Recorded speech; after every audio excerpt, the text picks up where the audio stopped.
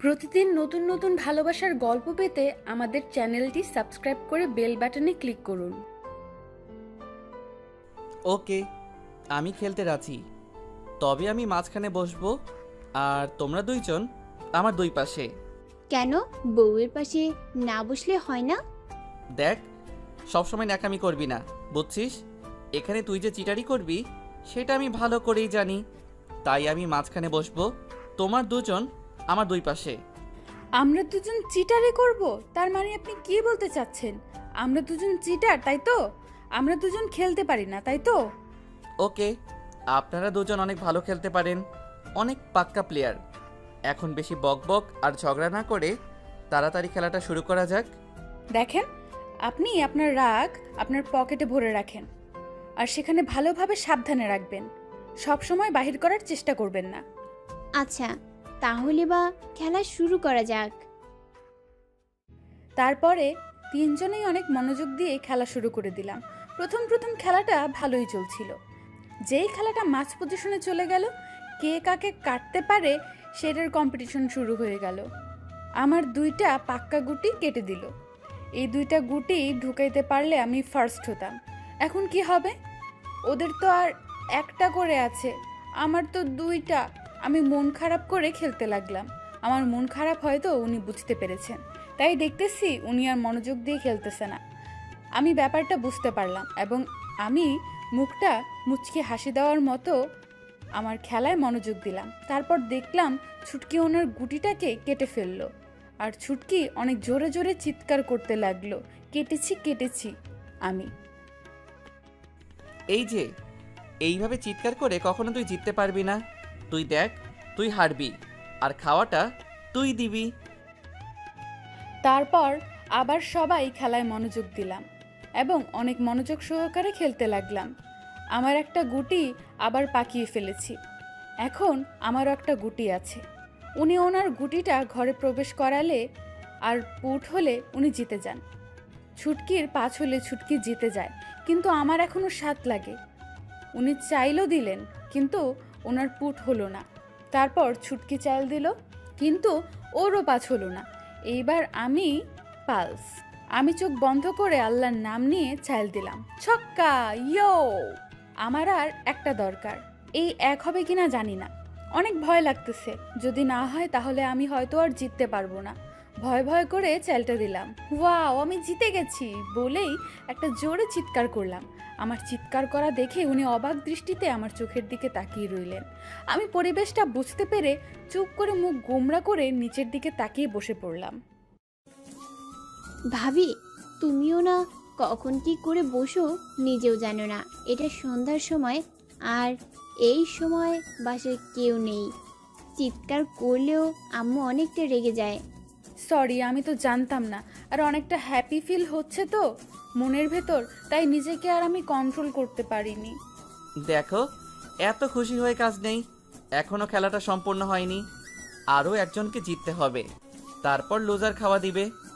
ফটর ফটর না করে চাল দে, তারপর দেখ তুই কিভাবে লিসার হস।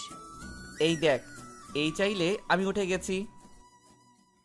কথাটা বলে উনি চাল দিলেন, কিন্তু ভাগ্যবশত ওনার পুট হলো না। তারপর ছুটকি চাল দিল, কিন্তু ভাগ্যের কি খেলা, ছুটকির পাঁচ উঠে গেল।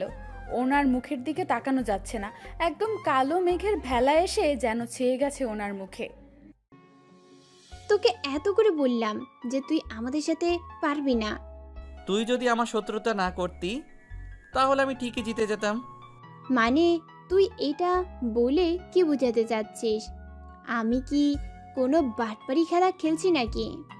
বাটপারি খেলিস নাই, তবে তুই তোর ভাইকে ভুলে গিয়ে দুদিনের ভাবিকে আপন করে নিয়েছিস। দেখ, তোর মতো আমার ভাবি অতটা খারাপ না, তাই তুই আমার ভাবিকে নিয়ে একটাও কথা বলতে পারবি না। হায় রে কপাল আমার, নিজের বইনের মুখ থেকে এসব কথা শুনতে হবে। আগে জানলে কচুর গাছের সাথে ফাঁসি দিয়া মইরা যাইতাম, তাও তোর লগে কথা বলতাম না।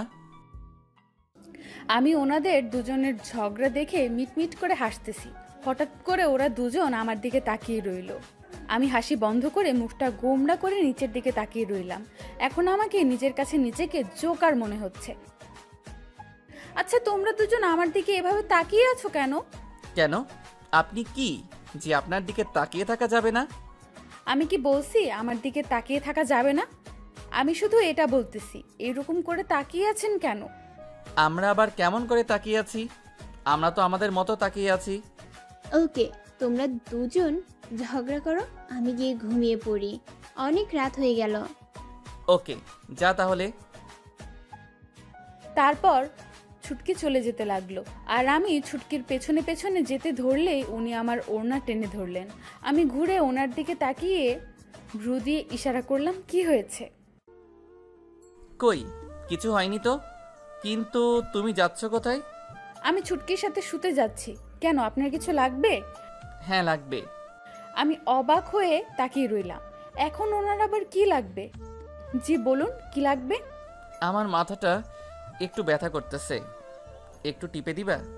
উফ, এই মানুষটা এত বাহানা জানে। আমি নিজেই ওনার কাছে গিয়ে বসে পড়লাম। ওকে, শুয়ে পড়ুন। উনি আমার কোলে মাথা রেখে শুয়ে পড়লেন। আমি এখন খুব ভালো করেই বুঝতেছি সব তার বাহানা ছিল। উফ, থাক, আর মাথা টিপা লাগবে না। এখন শুয়ে পড়েন, অনেক রাত হয়ে গেছে। বেশি রাত হলে আবার তোমার শরীর খারাপ করবে, তখন আবার দুজনেই অসুস্থ হয়ে পড়বো, কেউ কারো সেবা করতে পারবো না। একদম ন্যাকামি করবেন না, বুঝছেন? আমার রাত জাগার অভ্যাস আছে। আর আপনি ন্যাকামি না করে শুয়ে পড়ুন আর ঘুমিয়ে পড়ুন তাড়াতাড়ি। কেন? আমি জেগে থাকলে কি তোমার সমস্যা হয়? আচ্ছা, তুমি আমাকে সত্যি করে বলো তো, তুমি কি সত্যি আমাকে কখনো মেনে নিবে না? সারা জীবন কি আমরা এরকম করে থাকবো, নাকি আমাদের একটা সুন্দর সংসার হবে, সুন্দর 2-4টা বেবি হবে? আমি এখন ওসব নিয়ে কোনো কথা বলতে চাচ্ছি না। আপনি অসুস্থ, সুস্থ হয়ে ওঠেন, তারপর এসব নিয়ে কথা বলা যাবে।